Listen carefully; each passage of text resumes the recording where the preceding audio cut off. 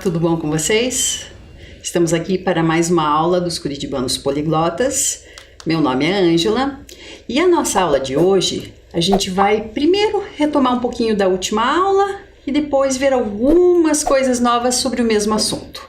Na aula passada, a gente começou a falar sobre meios de comunicação.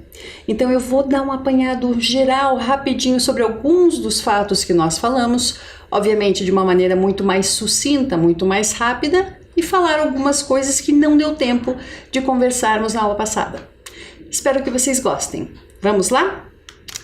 Para começar, o que são meios de comunicação?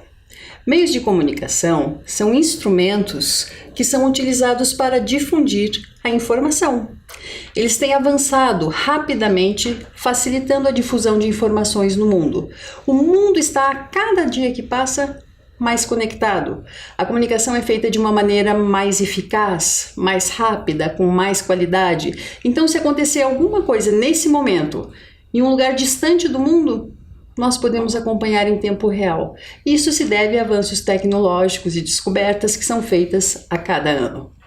Então, se a gente pensar em relação aos meios de comunicação, eles podem ser, isso já falamos no encontro passado, de duas maneiras. Meio de comunicação individual é aquele de você se comunicar com uma outra pessoa. Você pode telefonar para essa pessoa, mandar uma mensagem para essa pessoa, encaminhar um e-mail para essa pessoa, enfim, de maneiras diversificadas. Ou em massa, que é um meio de comunicação, por exemplo, que a gente posta em uma rede social em que dezenas, centenas, milhares, quem sabe milhões de pessoas tenham acesso a essa postagem. Ou quando nós lemos alguma revista, algum jornal, alguma pessoa que tem muitos seguidores, então é em massa.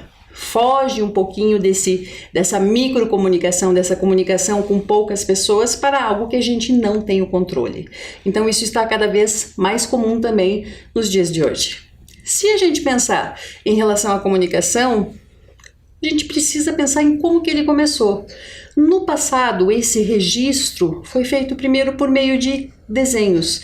Então, na pré-história, há muitas cavernas que têm os desenhos arte rupestre, que são aqueles desenhos retratando lutas, caças, mudanças climáticas e diversos outros fatores. Depois disso, estou falando rapidamente porque a gente já conversou um pouquinho sobre isso na aula passada, ok? Nós tivemos a questão da escrita, esses símbolos que representavam palavras, que representavam ideias, enfim, que significavam alguma coisa. Então a gente tem que pensar no começo como que era a escrita. A gente está falando de antes de existir papel, caneta, lápis, muito antes disso. Então eram utilizados recursos naturais, cascas de árvore, folhas, barro, pedras. Depois veio o papiro, utilizado pelos egípcios. O que é o papiro? Papiro é uma planta, vem de uma planta, e daí eles começavam a utilizar a escrita em cima dessa planta. Depois os pergaminhos, que no passado eram feitos de peles de animais, de couros de animais, então eles utilizavam isso, era mais durável. A gente tem muitos documentos que existem até hoje. Até que, no século XV, foi inventada a prensa. Conversamos na aula passada um pouquinho sobre essa pessoa que está nessa foto. O nome dele é Johann Gutenberg e ele é o inventor da prensa. O que é a prensa? Prensas são tipos móveis de metal que eram colocados em uma máquina e isso era prensado. Através disso, ele conseguia, entre aspas, fazer muitas cópias de textos escritos. Então, de certa forma, foi aí que começou a técnica da impressão, o que revolucionou, e obviamente se a gente estava falando de comunicação individual, comunicação para poucas pessoas, aí a comunicação começou a ser mais abrangente para muito mais pessoas. E daí começou, obviamente, o que a gente chama de imprensa, que começou com o jornal em países da Europa, e depois a questão da revista. Revista antes era mais de artigos científicos, atualmente nós temos revistas com artigos diversificados. Pode ser científico, pode ser informativo, pode ser sobre questão de televisão, pode ser de fofoca, pode ser, entre aspas, de algum tema específico, de arqueologia, de história, de geografia, de ciências, enfim. Depende do assunto tratado. Há diversos tipos de revistas no mundo todo. A gente conversou também um pouquinho sobre o correio.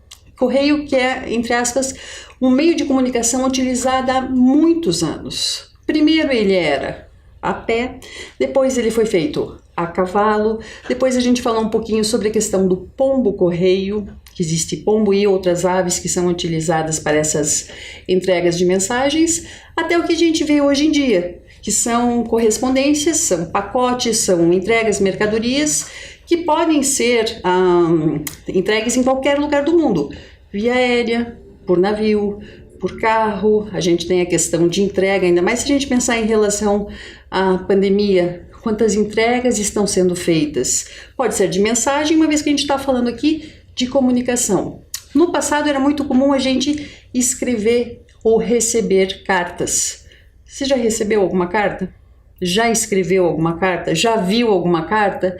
Porque a cada ano que passa, ela está sendo menos presente no nosso cotidiano. Talvez pela questão da praticidade de uma mensagem por celular que você escreve e a pessoa recebe na mesma hora. A carta não, tem todo um trâmite, todo um trajeto que ela tem que percorrer até a pessoa receber. Mas era um motivo de muita alegria quando você abria a caixinha de correio e estava lá uma correspondência, uma carta.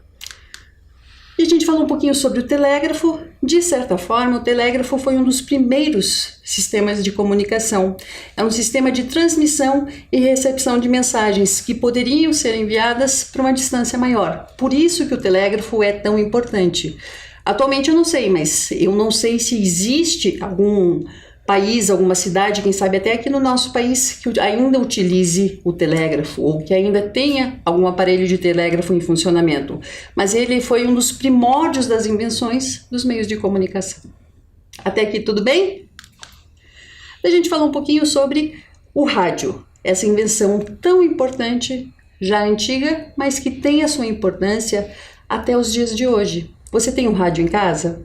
Quantas vezes, por exemplo, agora está muito difícil ou está mais raro as pessoas irem a, por exemplo, um estádio de futebol para assistir um jogo? Mas mesmo no estádio, a pessoa lá vendo o jogo na sua frente, é muito comum a pessoa estar ou com o celular, um fone de ouvido conectado ao celular, ou muitas vezes um radinho de pilha, acompanhando os comentários que muitas vezes não são fáceis de perceber do jogo que está acontecendo ali na frente. Quando, por exemplo, se você andar de carro, você costuma ficar em silêncio, você costuma colocar uma música, essa música vem de um rádio, de um CD, de um pendrive, de um broadcasting, que são aquelas transmissões ao vivo de algo que está, entre aspas, numa nuvem, numa rede. A gente vai falar um pouquinho sobre isso daqui a pouco. Enfim, mas para muitas pessoas o rádio ainda se faz muito presente. Um dos assuntos que a gente falou sobre o rádio no encontro passado também foi sobre a época áurea, a época de ouro do rádio no Brasil, onde havia muitos programas de calouros e que revelou muitos dos cantores que são bem conhecidos até os dias de hoje. Outro assunto que a gente falou no encontro passado foi sobre a questão do telefone, um pouquinho da linearidade do telefone. Em 1876, quando ele foi inventado, quando ele começou a ser produzido. Depois, a questão do telefone, que primeiro era discado, depois teclado, e até os dias de hoje que a gente tem a questão do celular, que tem inúmeras funcionalidades. Eu fico pensando, uma história pessoal para vocês. Uma das funções que eu menos utilizo no meu celular é para ligar para uma pessoa, que é a função, entre aspas, que ele tinha quando foi inventado. Eu utilizo mais para escrever uma mensagem, para acessar um e-mail, às vezes para escrever uma planilha, enfim, tantas coisas, mas uma das funções que eu menos utilizo é ligar para uma pessoa. Nessa imagem que a gente tem ali, aparece um telefone público. É bastante conhecido, não sei se em todo o país, mas pelo menos aqui em Curitiba, nós chamávamos os telefones públicos, que atualmente estão cada vez mais difíceis de se encontrar, de orelhão, que antes a gente colocava moedinha, depois eram fichas telefônicas, depois um cartão, e a gente falava com pessoas. Aí o custo variava conforme a distância que a pessoa estava. Se era na mesma cidade, se era no mesmo estado, enfim, quanto mais distante, mais caro era o preço para se pagar via orelhão ou mesmo via o telefone de casa. Se a gente pensar em relação ao telefone, quantos de vocês têm telefone de linha? Aquele telefone que é conectado numa tomada em casa. porque isso também é algo que está ficando obsoleto. O que quer dizer obsoleto? Cada vez menos utilizado. Por quê? Por causa do telefone celular e as suas inúmeras funcionalidades, que podem ser, entre aspas, utilizados como máquina fotográfica, como uma câmera para gravar vídeos, além de toda a funcionalidade que um computador muitas vezes tem, de acesso a planilhas, de escrever um e-mail, de pesquisar sobre alguma coisa que você não sabe, de ver um endereço para algum lugar que você esteja indo, enfim. As funcionalidades que um telefone com acesso à internet tem são inúmeras. Mas algo que é importante a gente falar também, que eu vou trazer um videozinho para vocês, é em relação ao que fazer com esse telefone. Tem pessoas que tentam manter-se atualizadas e trocar de telefone com muita frequência. Quando tem o dinheirinho sobrando, preciso comprar um telefone melhor, um telefone que seja mais rápido, um telefone que, enfim, tenha mais funcionalidades. Só que isso, ao mesmo tempo que pode ser positivo, pode ser negativo também. E a gente tem que pensar um pouquinho sobre a questão da natureza, sobre o descarte desse aparelho. Então eu tenho um videozinho com menos de 4 minutos aqui para a gente assistir, que fala bem sobre o celular, desde a produção dele até a hora em que ele é descartado, o processo que isso passa. Assistam. O telefone celular está nos bolsos, nas mãos, nos ouvidos e na cabeça de todo mundo. No Brasil, em 2011, já são mais de 210 milhões de aparelhos ativos. Como o país tem 190 milhões de habitantes, essa conta dá, em média, mais de um celular por pessoa. E de onde vem tanto celular? Vem de uma série de recursos extraídos da natureza e que passam por um longo processo de transformação até chegar em nossas mãos. Para produzir o celular, são usados o plástico, que vem do petróleo, e também a cerâmica e vários metais como cobre, níquel e zinco. Tudo isso passa por um processo industrial que, além dos recursos naturais, consome água, energia elétrica, combustíveis e, muitas vezes, causa danos ao meio ambiente e à saúde humana. Nas fábricas, profissionais especializados usam os plásticos, os metais e a cerâmica para produzir os componentes principais do celular: os circuitos, os fios, a tela de cristal líquido, a bateria e a caixa plástica ou de metal. Esses componentes têm que ser transportados até a fábrica que monta os celulares e que pode ficar bem longe de onde tudo começou.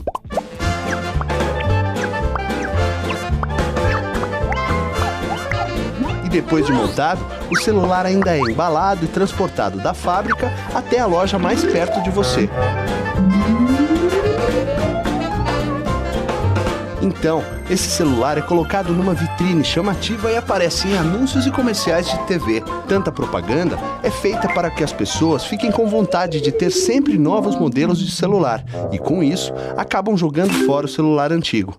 O problema é que esse celular nem sempre é velho. Muitas vezes ele funciona bem e está em bom estado.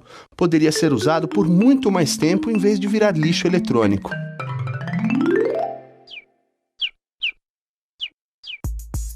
O lixo eletrônico pode ser muito prejudicial ao meio ambiente.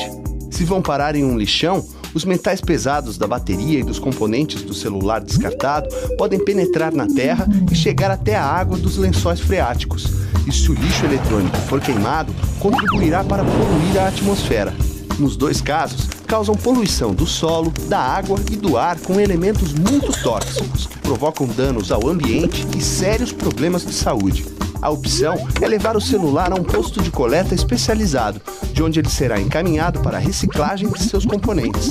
Ainda assim, vale lembrar que, na produção do celular, são usados recursos naturais que um dia podem chegar ao fim, como vários minérios e o petróleo, que deveriam ser preservados para usos mais nobres do que a fabricação de um produto que vai para o lixo quando ainda está bom. E ainda há outras coisas importantes que todo consumidor consciente precisa pensar antes de trocar um celular. Se o aparelho está funcionando perfeitamente, por que comprar um celular novo? Especialmente considerando que, se não trocarmos o celular, evitamos o uso de recursos naturais, a poluição e possíveis problemas de saúde. Mas olha só, é claro que, quando bem utilizado, o celular é muito prático e útil. Com ele, podemos nos comunicar com a família e com os amigos e usar também como instrumento de trabalho. Mas precisamos lembrar que são aparelhos duráveis e que não precisam ser trocados a cada vez que aparece um modelo mais novo. Isso é consumo consciente. É o consumo que procura não desperdiçar e busca gerar consequências positivas para cada um de nós, para o meio ambiente e para a sociedade. Ajude a espalhar essa ideia e trazer mais amigos para a turma dos consumidores conscientes.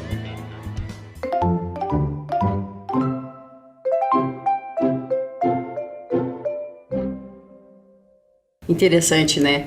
Então nós temos que ter essa consciência e essa responsabilidade sobre o nosso descarte também. Se a gente pensar, por exemplo, não somente em relação ao celular, mas pilhas, baterias, são coisas extremamente prejudiciais ao ambiente. Então a gente tem que ter a responsabilidade, pensando em todo o planeta.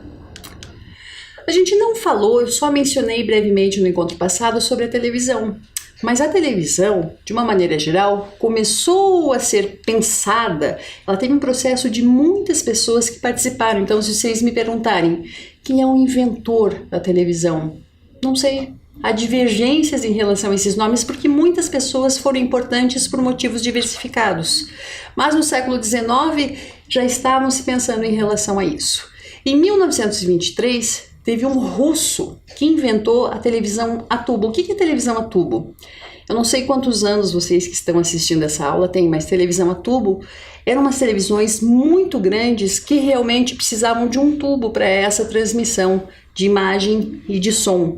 Então elas tinham um tamanho muito grande que a gente dificilmente encontra nos dias de hoje. Apesar de que eu tenho uma tia que eu vou falar para vocês, ela ainda tem uma televisão de tubo e ainda em funcionamento. Ela tem outras um pouquinho mais modernas, mas entre aspas essa ainda funciona e funciona muito bem.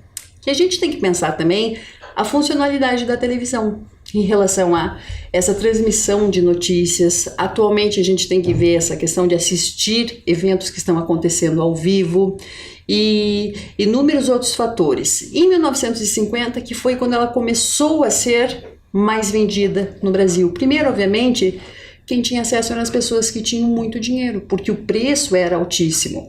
Depois, quanto mais comum ela passou a ser, aí mais pessoas tiveram acesso. Nessa imagem a gente tem, de certa forma, um panorama da história da televisão. A gente foi, como eu falei, no começo ela era TV a tubo, depois, primeiro ela era preto e branco, depois começou a ser em cores, teve a invenção do controle remoto para que as pessoas passassem os comerciais ou ficassem zapeando, passando de um canal para outro. Depois começaram as de cristal líquido, display de cristal líquido, que são as que começaram a ficar um pouquinho mais finas. E atualmente a gente tem televisões de LED, que são ainda mais finas, mais leves, com uma qualidade de imagem muito mais superior que a gente tem hoje em dia. Televisões 4K e mais que isso ainda. Então é cada vez mais o som, a imagem e a transmissão estão melhores. Se a gente pensar em relação à televisão, ela tem grande importância nos dias de hoje ainda. Junto com o rádio e a imprensa, ela ainda, mesmo com as redes sociais, mesmo com a internet, é muito difícil encontrar uma casa, se a gente pensar mesmo em relação ao Brasil, que não tenha televisão. Se eu perguntasse para vocês, se nós conseguíssemos nos comunicar agora, você tem televisão em casa? Você assiste televisão? Tem algum programa que você gosta de acompanhar? Provavelmente a maioria de vocês está respondendo que sim. Mas, por outro lado, tem muitas pessoas também que não assistem televisão, por motivos diversos. Às vezes porque não gostam, às vezes porque não querem, às vezes porque não podem. E tudo bem, cada um de nós é único e utiliza o que for necessário para se comunicar. Então a gente tem que pensar em relação a essa funcionalidade da TV. Tem uma pesquisa do IBGE de 2016, IBGE é o Instituto Brasileiro de Geografia e Estatística, e de acordo com essa pesquisa, das 69 milhões de casas aqui do Brasil, somente 2,8, ou seja, menos de 3% das casas aqui no nosso país não tinham televisão. Interessante, né? Então, até hoje, os dias de hoje, é um dos meios de comunicação mais utilizados e mais importantes. Se a gente pensar em relação à internet, a internet é esse meio fantástico que a gente utiliza para acessar, para assistir, para postar, para procurar, enfim, com inúmeras funcionalidades, que a cada ano se torna o meio de comunicação mais utilizado. A gente tem pela internet muitas redes sociais, mídias sociais. A gente pode trocar e-mails, que é eu escrevo uma mensagem aqui, alguém do outro lado do mundo recebe em segundos. A gente tem plataformas diversificadas para assistir, para conversar com outra pessoa em tempo real, e as funcionalidades são cada vez maiores, mais amplas. Se a gente pensar em relação a redes e mídias sociais, são espaços virtuais que pessoas ou grupos utilizam para se comunicar, para se relacionar. As redes sociais têm propósitos e públicos diferentes, diversificados conforme o interesse de cada um. Por exemplo, para trocas de mensagens, não sei se devo falar o nome ou não, mas aqui no Brasil um dos mais utilizados chama-se WhatsApp. Em outros lugares do mundo tem outros. A gente tem redes sociais para postagem de fotos, para postagem de vídeos. Muitas dessas redes sociais têm uma praticidade muito grande em relação a utilizar filtros, editar fotos, editar vídeos. Enfim, se você quer assistir, se você quer procurar sobre um assunto, você pode optar muitas vezes se vai ser por via escrita, se vai ser assistindo um vídeo, se vai ser por meio de de algum desenho, alguma coisa. Enfim, tem diversas questões, diversos sites, diversas redes, diversas mídias para você pesquisar. Tem outros que te dão ideias. Por exemplo, você quer aprender sobre um determinado tipo de artesanato. Você pesquisa em redes sociais ou mídias sociais sobre isso. Outros para você ter contatos profissionais, para você colocar o seu currículo, para você ofertar um emprego ou procurar um emprego. Outras para você se conectar com pessoas que de repente fizeram parte da sua vida no passado e agora vocês estão afastados.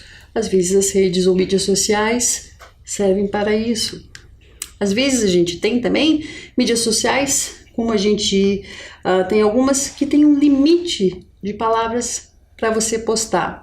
Não importa quais você usa, se você conhece, se você não conhece. O que é importante nós pensarmos existem diversas redes e mídias sociais com objetivos diversificados para públicos diversificados. Então, se você quer se informar sobre alguma coisa que você quer compartilhar com outras pessoas, você tem que ver qual que é o seu propósito e qual é a rede social mais adequada para o que você quer. Mas pensando em relação a isso, a gente tem que falar também sobre algo que está cada vez mais comum, que é o vício em redes e mídias sociais. Como assim vício? Tem pessoas, por exemplo, que estão na frente de outra pessoa e não se tem mais o diálogo, porque muitas vezes as duas pessoas estão acessando redes sociais, estão mexendo nos seus celulares, estão vendo coisas inúmeras no seu celular, no seu tablet, enfim, e não estão conversando com quem está próximo de si. Às vezes está até curtindo uma foto que essa pessoa postou, sendo que a pessoa está na frente disso. Então, se o uso chega a interferir ou na sua produtividade de trabalho, ou no seu diálogo com outras pessoas, a gente tem que pensar, será que está sendo bom para mim mesmo? Será que eu não estou ficando muito tempo sentado em casa, trancado no meu quarto, acessando mídias sociais? Porque entretenimento tem. A gente pode passar horas em relação a isso, mas a gente tem que ver quais são os aspectos positivos e os aspectos negativos de cada uma delas. Eu lembro que no encontro passado a gente falou um pouquinho sobre a questão de fake news. O que são fake news? Fake em inglês quer dizer falso. News quer dizer notícia. Então, se a gente pensar, tem redes sociais que você pode fazer uma postagem e essa postagem pode ser visualizada por 2, 3 pessoas próximas a você, mas também pode ser visualizada por dezenas, centenas, milhares de pessoas. Você já imaginou o risco que pode ser você postar alguma coisa ou compartilhar alguma coisa que não seja verdade? O que a gente chama de fake news? Então a gente tem que ter uma consciência e uma responsabilidade social muito grande. Então eu falo, por exemplo, você recebeu uma mensagem de algum amigo sobre uma notícia bombástica. Antes de você encaminhar para outras pessoas, acesse a internet, converse com outras pessoas, acesse fontes confiáveis para ver se elas são realmente verdadeiras. Porque isso pode, primeiro, a gente pode ser responsável por, entre aspas, propagar mentiras. A pessoa que recebeu da gente pode não acreditar naquilo, mas pode acreditar na gente, sendo um fator negativo, e a gente pode às vezes difamar uma pessoa, a gente pode causar interpretações equivocadas sobre assuntos diversos. Então a gente tem que ter uma consciência e uma responsabilidade muito grande. Então o que eu quero falar com vocês? Os meios de comunicação são inúmeros, as funcionalidades são muitas. O importante é a gente conseguir ter acesso a elas de acordo com o objetivo que nós temos. Com responsabilidade, pensando em relação a não propagar, não compartilhar o que não for verídico. Isso é uma responsabilidade nossa também. A gente pode até receber, mas se a gente encaminhar, a gente é responsável por isso. Tá certo? Eu espero que de certa forma vocês tenham conseguido acompanhar, entender um pouquinho sobre a importância de um assunto como esse, meios de comunicação. Vamos para a nossa atividade? O que é a atividade que nós vamos fazer? Aqui, de certa forma, nós vamos ter que formar palavras com as sílabas que estão nesse quadro a seguir e descobrir o nome de alguns dos meios de comunicação que sobre o qual nós falamos hoje. Vou dar um exemplo. Vocês estão vendo ali o número 1 e ao lado do número 1 está escrito jor. No número 12, o que a gente tem ao lado do número 12? Nau. O que formou? Jornal, que é um dos meios de comunicação escrito que nós conversamos. A gente tem outras 4 opções. Vou dar 2 minutinhos para vocês responderem, tá bom? Até daqui a pouco.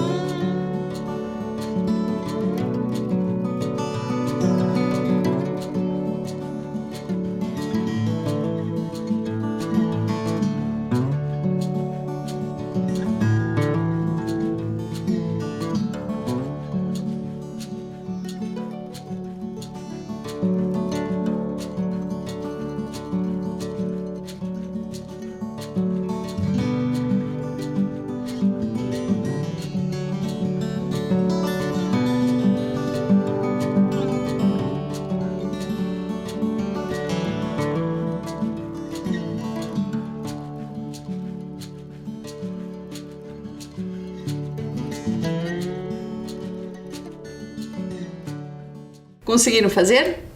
Vamos lá ver o que está na letra A, então. Número 2, re. Número 8, vis. Número 4, tá. Ou seja, revista. No número 3, nós temos te, lê, visão. Televisão, esse meio de comunicação tão importante até os dias de hoje. Depois nós temos te, lê, fone. Se a gente pensar no primórdio, era aquele telefone ligado à tomada que nós falávamos, depois telefone sem fio, primeiro telefone discado, depois teclado, nós tínhamos orelhões ou telefones públicos e atualmente o celular com inúmeras funcionalidades. E o último, somente 2 sílabas, a gente tem lá, rádio, que apesar de não ter imagem, até hoje continua sendo um meio de comunicação bem importante. Vocês acertaram? Conseguiram fazer? Então era isso que nós íamos conversar na aula de hoje. Eu espero que vocês tenham gostado, tenham aprendido. Até a próxima. Tchau, tchau.